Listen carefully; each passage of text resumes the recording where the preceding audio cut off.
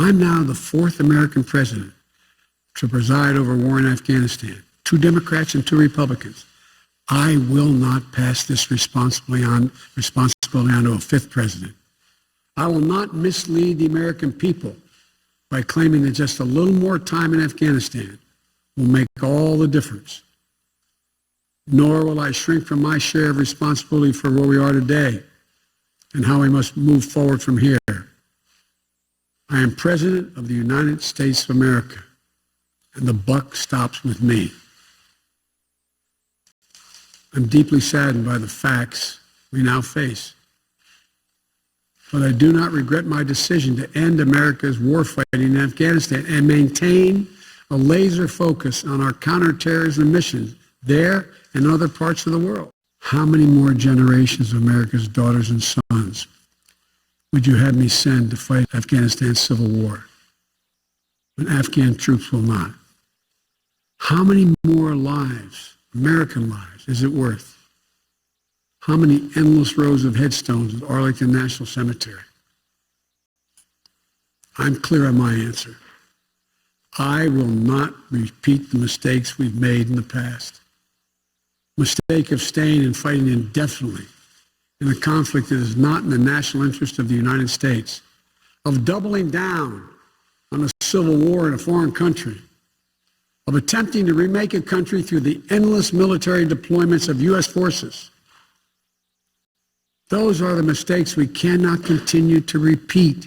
The Taliban regime is coming to an end. Former U.S. President George W. Bush, who ordered American forces to invade Afghanistan 20 years ago, on Monday said he and his wife felt, quote, deep sadness watching the chaotic U.S. withdrawal and the Taliban rapidly recapture the country.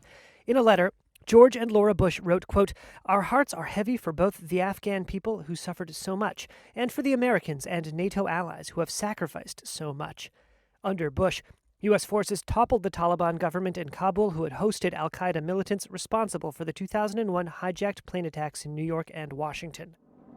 That decision led to 2 decades of haphazard counterinsurgency and efforts at nation building that the Pentagon estimates cost almost $825 billion. And it all seemed to dissolve in just a few days.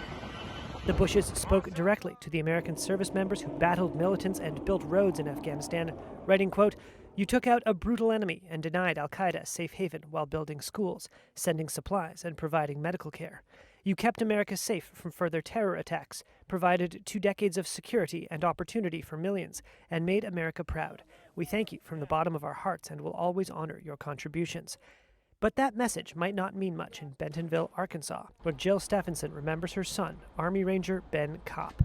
Kopp was 21 when he was killed in a firefight with Taliban forces in 2009, one of more than 2,300 U.S. military personnel who died there since the invasion. I do not feel that my son died in vain. I think it's important for me to make that clear. I don't believe that him being there was all for naught.